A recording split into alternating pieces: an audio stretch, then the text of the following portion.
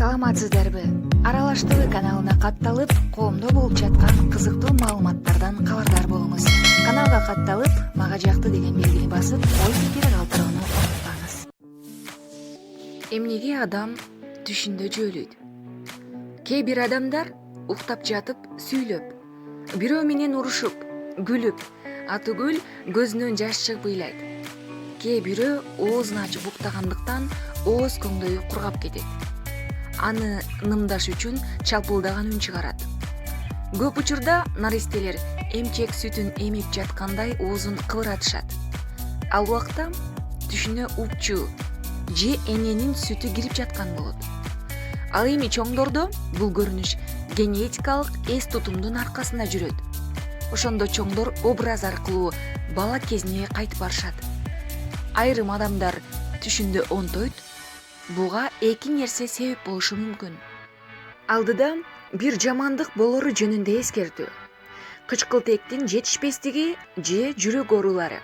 Биринчи пунктта ишенесизби же ишенбейсизби өз эркиңиз, бирок бул түш көрүп жатып көп онтосоңуз врачка көрүнүшүңүз зарыл. Түшүндө көп сүйлөнгөндөр көп учурда холериктер болушат. Негизи адамдардын басымдуу бөлүгү өңүндө айткан сөздөрүн түшүндө кайталайт. Бирок бардык учурда эле мындай боло бербейт. Ал көрүп жаткан образын үн чыгарып, сүрөттөп жибериши да мүмкүн. Ошондой эле буга стресс, дары-дармектер, уйкунун канбай калышы, баңгизаттарын пайдалануу себеп болушу мүмкүн. Күндүзгү иш күнүңүз канчалык оор болсо да, жакшы нерселерди ойлоп уктаңыз. Анткени тынч уйку ден соолуктун кепили болсо, позитивдүү түш эртеңки күнгө мотивация берет. Түш көрүп жатканда шилекейдин көп бөлүнүп чыгышынын себеби эмнеде? Кээде адам уйкудан ойгонгондо жаздыкка шилекейи чууруп калганын байкайт. Мунун бир нече себептери болушу ыктымал. Физиологиялык өзгөчөлүк. Адам таттуу уйкуга кеткенде бүт денеси, анын ичинде жагы да бошоңдойт. Анын үстүндө бир жак тарапка кыйшайып жатуу дагы шилекейдин эркин агып чыгуусуна себепчи болот. Мындай көрүнүштөн сиз чалкалап жатуу менен гана арыла аласыз. Мурундун бүтүшү. Мындай учурда дем алуу кыйындап, адам оозу менен дем алып калат.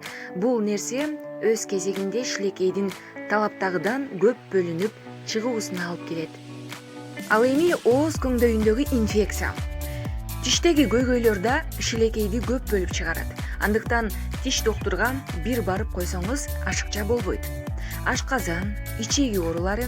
Мындай оорулар ашказандагы кычкылдыкты көбөйтүп жиберет. Анын аркасында уктап жатып шилекейи чууруп агат. Нерв системинин бузулушу. Бул көрүнүш дары-дармектерди көп пайдалануудан жана уйкунун толук канбай калышынан улам болот. Мындай учурда ак халатчандардын текшерүүсүнөн өтүп коюу ашыкча болбойт. Баңгизаттарды пайдалануу.